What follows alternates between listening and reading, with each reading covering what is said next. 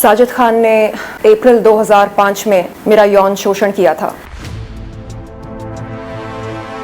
मैं साजिद खान से मिलने नहीं जाती तो शायद ऐसा कुछ नहीं होता। साजिद खान को सबक सिखाना है, नहीं। उन्हीं दिनों साजिद खान का कॉल आया था। उन्होंने कहा कि आपसे मिलना है, एक फिल्म करनी है आपके साथ में। लोग कहते हैं ठीक है ना, लिंक दिखाया तो क्या बुरा किया। आसान होता होगा किसी का लिंग अपने हाथ में पकड़ना।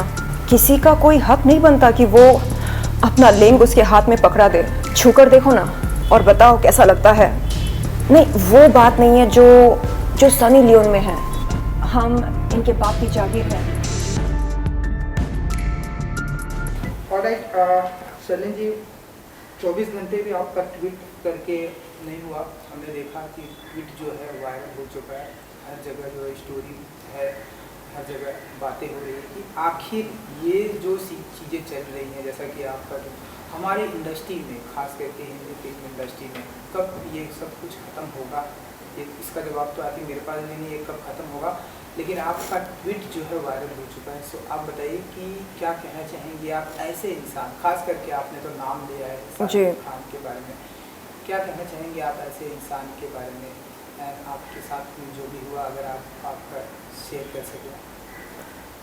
देखिए, परसों जब मैंने जिया खान की डॉक्यूमेंट्री डेथ इन बॉलीवुड के बारे में पढ़ा तो अचानक मेरे ज़ख्म ताज़ा हो गए और मुझे याद आया कि कैसे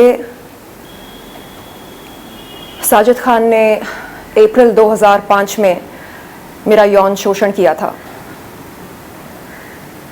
लोग पूछते हैं 2005 की बात आप आज 2021 में क्यों कर रही हैं, क्यों बता रही हैं।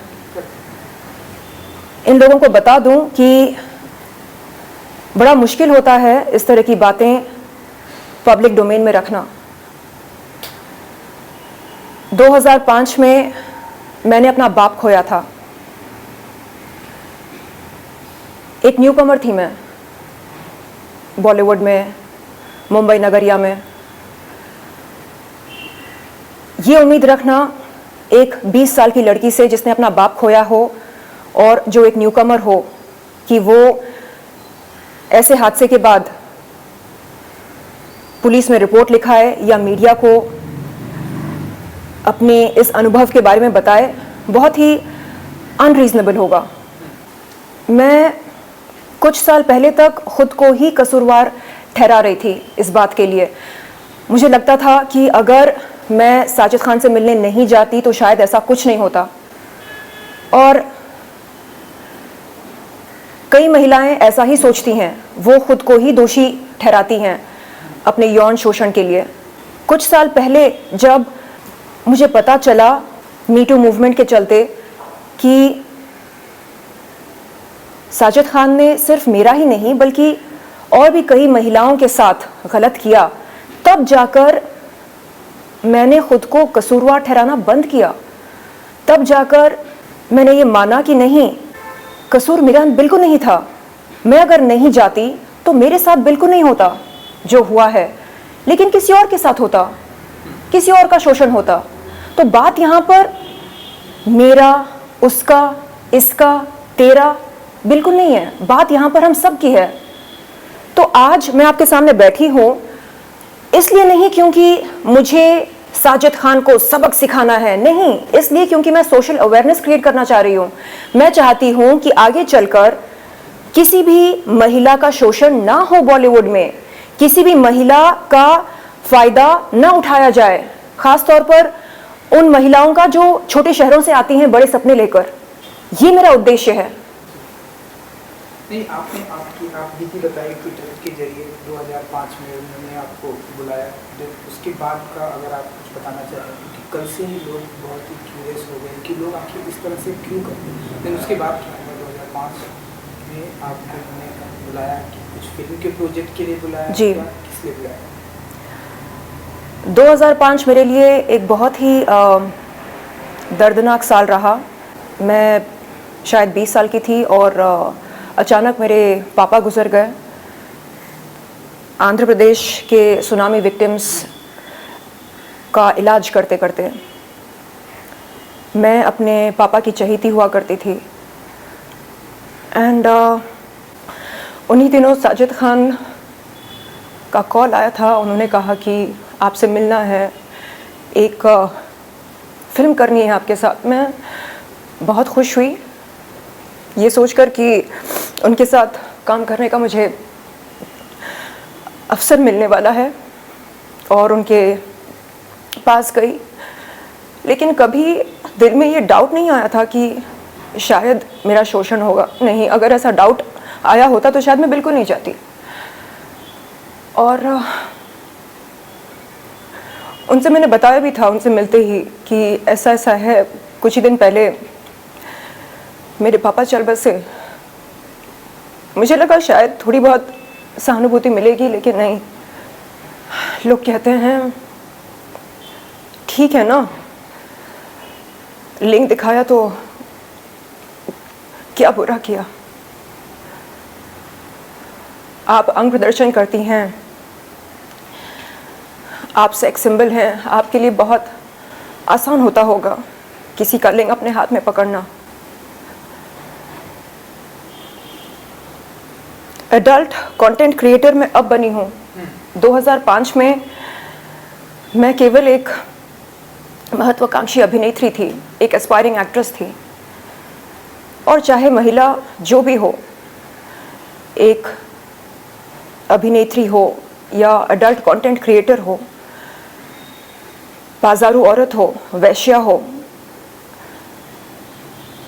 डांसर हो, सिंगर हो, रैपर हो, आकर्षित हो या आकर्षित ना हो, माल हो या माल ना भी हो, तो किसी का कोई हक नहीं बनता कि वो अपना लिंग उसके हाथ में पकड़ा दे। ये जो माइंडसेट है लोगों की, जिसके चलते वो ये सोचते हैं कि ठीक है चलता है, नहीं चलता है। यदि एक अभिनेत्री एक निर्देशक से मिलने जा रही है और निर्देशक फिल्म की कहानी सुनाते सुनाते अचानक अपने लिंग का प्रदर्शन करता है और अभिनेत्री से कहता है छूकर देखो ना और बताओ कैसा लगता है, तो ये मेरे ख्याल से एक्सेप्टेबल नहीं है और होना भी नहीं चाहिए। आप खुलकर बोलो कि देखिए मुझे आपके साथ संभोग करना है, मुझे आपके साथ शारीरिक रिश्ता रखना है, संबंध बनाने हैं, मुझे अपना लिंग आपको दिखाना है, अपना लिंग स्पर्श करवाना है। खुलकर कहो ये बातें और फिर देखो इसका अंजाम क्या होगा। आप फिल्मी प्रलोभन देकर हम कलाकारों को अपने पास बुलाते हो और अपनी स्वार्थ सिद्धि करते हो, ये गलत है।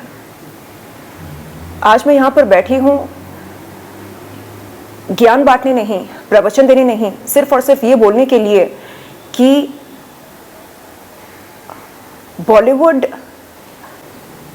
बॉलीवुड के तौर तरीके ये अगर मुझे बहुत पहले समझ में आ चुके होते तो शायद मेरा अनुभव कुछ और होता।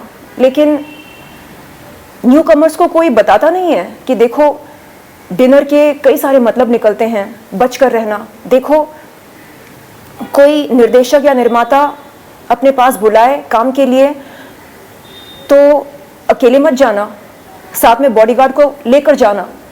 इस तरह की ट्रेनिंग हमें कोई देता नहीं है। आज मैं एडल्ट कंटेंट क्रिएटर बनी हूँ, इसका पूरा श्रेय मैं बॉलीवुड को देना चाहूँगी। बॉलीवुड ने मुझे एक एडल्ट कंटेंट क्रिएटर बनाया है। मैं तो यहाँ पर सिर्फ एक हीरोइन बनने आई थी। बॉलीवुड ने बताया कि हीरोइन बनने के लिए नमक का होना बहुत ज़रूरी होता है। मैं समझ नहीं पाई कि नमक एक्चुअली होता क्या है। नमक का सेवन तो हम सब करते हैं, तो फिर ये किस नमक की बात करते हैं। धीरे धीरे समझ में आया कि इन्हें एक्स फैक्टर की ज़रूरत होती है। मुझे याद है जब मैं बॉलीवुड के लीडिंग यानी मशहूर निर्देशक निर्माताओं के पास काम मांगने जाती तो वो कहते आप में वो बात नहीं है, और मैं उनसे पूछती सर कौन सी बात नहीं है बताइए ना। नहीं, वो बात नहीं है जो सनी लियोन में है।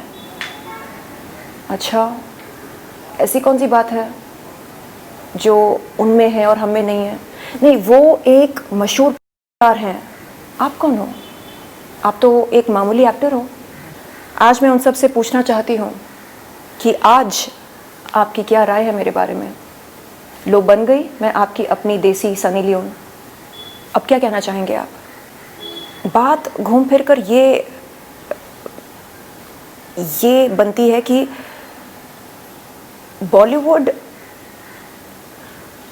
बॉलीवुड जैसे इंडस्ट्री में इतना दोगलापन क्यों है?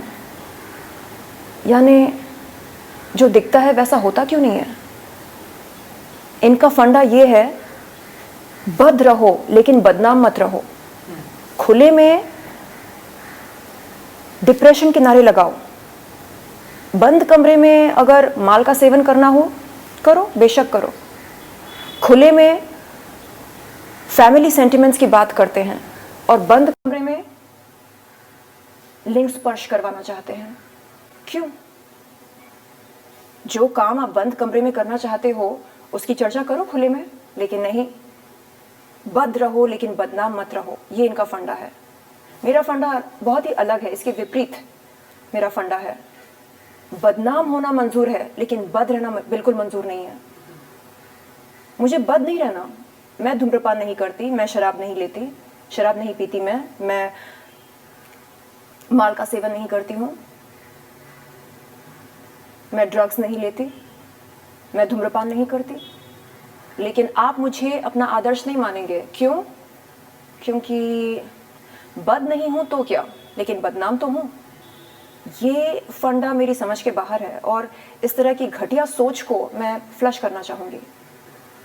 देन ऐसे लोगों को नहीं चाहती शबीन जी कि ऐसे लोग जो है जेल की सलाखों के पीछे हैं, देन आपने एक्शन नहीं लिया। आप ऐसा नहीं चाहती कि ऐसे लोग जो हमारी इंडस्ट्री में ऐसे, जैसे कि आपने कहा कि बद होकर घूम रहे हैं, तो ऐसे लोग नहीं चाहते कि जेल की सलाखों के पीछे? देखिए, मेरा ये मानना है कि जब माइंडसेट चेंज होता है तब हृदय परिवर्तन होता है, तब पर्सनालिटी में निखार आती है, बदलाव आता है। मैं चाहती हूँ कि बॉलीवुड का जो कलेक्टिव माइंडसेट है उसमें बदलाव आए। ये जो सेंस ऑफ एंटाइटलमेंट बॉलीवुड में एग्जिस्ट करता है ये ख़त्म हो जाए। इन्हें लगता है कि हम इनके बाप की जागीर हैं। जब मन चाहा अपना लिंग दिखाते हैं, जब मन चाहा अपना लिंग पकड़ाते हैं, जब मन चाहा डिनर के लिए बुलाते हैं। तो ये जो माइंडसेट है इनका, इसे बदलना होगा। और बदलाव कब आता है? जब हम हम बात करते हैं, हम चर्चा करते हैं उस विषय पर, तब अवेयरनेस क्रिएट होती है और तब बदलाव आता है। तो आज उसी उद्देश्य के साथ मैं यहाँ पर बैठी हूँ। मेरा उद्देश्य ये नहीं है कि उसे जेल हो जाए। चलो ठीक है, जेल जाकर बाहर निकल कर आएगा वो, कभी ना कभी तो उसकी सज़ा ख़त्म होगी, वो बाहर आएगा जेल से। उसके बाद क्या? साजिद खान जैसे कई लोग हैं इस समाज में। समाज का हृदय परिवर्तन हो। आप बोलते हैं अरे ये देखो, जो लड़की खुद अंग प्रदर्शन करती है वो बात कर रही है समाज में बदलाव लाने के लिए। हाँ, अंग प्रदर्शन करती हूं मैं। कहाँ करती हूँ? अंतर्राष्ट्रीय अडल्ट वेबसाइट पर करती हूँ। अगर आपको पसंद है आप आए, सब्सक्रिप्शन लें और अडल्ट कंटेंट देखें मेरा। किसी के जज्बातों के साथ खिलवाड़ नहीं करती हूँ, इलीगल पदार्थों का सेवन नहीं करती हूँ, नहीं किया किसी का, कोई बैंक नहीं लूटा मैंने, अपने टैक्सेस टाइम पर पे करती हूँ। तो दिक्कत क्या है? नहीं, आप कैसे बात कर सकती हैं? क्यों ना करूं मैं? नहीं, आप कैसे उंगली उठा सकती हैं? क्यों ना उठाऊं उंगली? क्योंकि मैं अडल्ट कंटेंट क्रिएटर हूं इसका मतलब मेरी कोई इज्जत नहीं है, मेरे कोई उसूल नहीं है, आदर्श नहीं है? शर्म तो आपको आनी चाहिए, क्योंकि डबल स्टैंडर्ड्स आपके हैं, मेरे नहीं है। दोगलापन आप में है, मुझ में नहीं है। मैं खुली किताब हूं, क्या आप बन सकते हैं खुली किताब? नहीं, आप नहीं बन सकते, क्योंकि आपको पसंद है बदनाम नहीं रहना, और आपको पसंद है बद रहना, यानी छिक भी अपनी, पट भी अपनी। मुझे नहीं पसंद इस तरह जीना, एक नकाब पहनकर जीना मुझे नहीं पसंद। तो मैं चाहती हूं कि जल्द से जल्द उन तमाम लोगों के नकाब उतारे जाएं जो ये दिखाते हैं समाज को कि वो शरीफ हैं। जिस दिन शराफत का नकाब उनका उतर जाए ना, तब समझ में आएगा समाज को कि बॉलीवुड में शराफत कितनी है। इतनी कम है कि आपको ताज्जुब होगा, आपको शर्म आने लगेगी ये जानकर कि बॉलीवुड असल में कैसा है। मैं यहां पर बैठी हूं बॉलीवुड को बदनाम करने के लिए नहीं, मैं यहां पर बैठी हूं सोशल अवेयरनेस क्रिएट करने के लिए, ताकि आने वाले न्यू कमर्स के साथ शोषण ना हो, वो सतर्क होकर अपने प्रोफेशनल मीटिंग्स के लिए जाएं, वो जान ले अच्छी तरह से कि यहां पर क्या क्या हो सकता है और क्या क्या हुआ है।